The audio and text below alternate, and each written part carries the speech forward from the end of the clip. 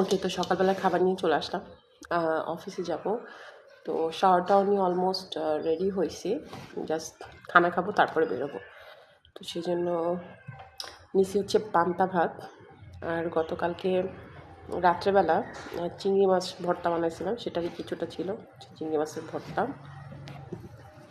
আর পান্তা ভাত। কী কী খাইছেন জানাবেন। গরু মাংস দিয়া পান্তা ভাত অন্য রকমের একটা মজা। আমার খুব ভালো লাগে, সবার ভালো নাও লাগতে পারে, আমার খুবই ভালো লাগে, সেজন্য আমার খাওয়া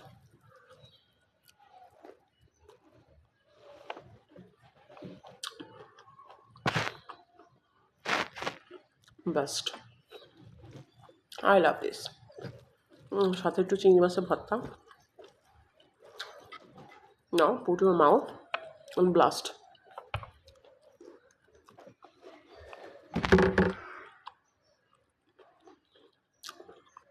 মজা।